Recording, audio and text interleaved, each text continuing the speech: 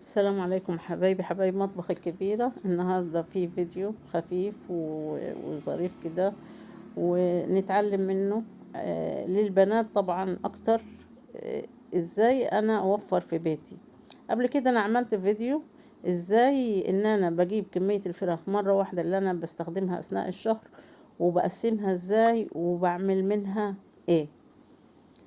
فمن ضمن صدور الفراخ دي في ناس ما بتحبش تاكلها، وده اللي حصل عندنا احنا، ان احنا صدور الفراخ ما بنحبش ناكلها كده، يعني مطبوخة او مسلوقة او كده بتبقى ناشفة شوية. فبعملها ايه، ممكن اعمل منها بانيه، اعمل منها شيش طاووق، اعمل منها شاورما، بتبقى خفيفة في الاكل وجميلة يعني.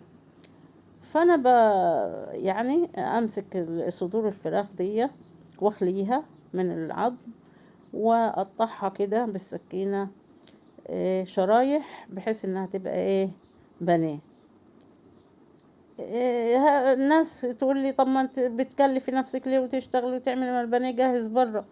ما انا بقول انا بقول انا بشتري الفراخ واقسمها، اشوف ايه اللي بناكله بالطريقة دي وايه اللي بناكله بالطريقة دي وهكذا يعني. ودي بتوفر معايا يعني. بس بعد ما بخلص تقطيع الفراخ دي وبالكمية اللي انا محتاجاها، ممكن اشيلها كده زي ما هي في الفريزر لحد ما احتاجها. ممكن اتبلها وممكن ما اتبلهاش، اشيلها كده في اطباق فويل وتتشال كده عادي. ممكن تتبل وتتشال برضو عادي. انا هجهزها دلوقتي، هجهزها بايه او اتبلها بايه؟ هتبلها بفلفل اخضر وبصلة وشوية توابل كده اهو، ملح وفلفل وتوم بودر وبابريكا وزعتر وروزماري وبهارات فراخ وقرن فلفل اخضر كده وبصلاية، ومعايا هريسة الشطة اللي انا عاملاها في البيت.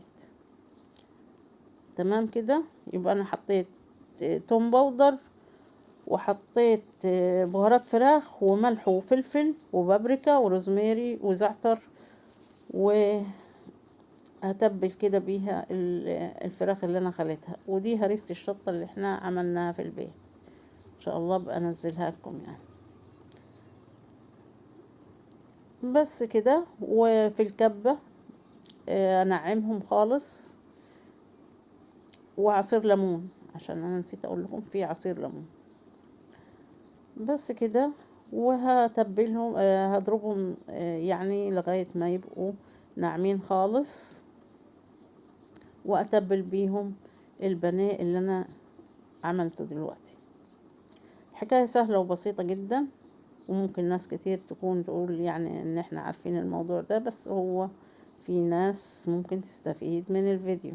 احنا بننزل الفكرة والناس ان شاء الله تستفيد منه. والكمية طبعا حسب كمية الفراخ اللي انتوا هتعملوها. يعني انا عاملة كمية قليلة لانه هو صدر فرخ واحد.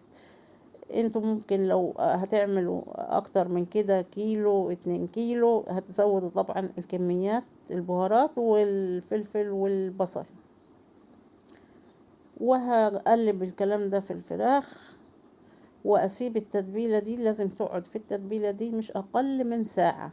اكتر من كده ماشي، ممكن تبات معاك لحد الصبح على رف التلاجة، ممكن تقعد من الصبح بالليل للغدا وهكذا يعني لغاية ما الناس تعملها. بس المهم تقعد في التتبيلة علشان تاخد من الطعم ونكهة كل الحاجات اللي احنا حطيناها دي، وتديني طعم البانيه المميز.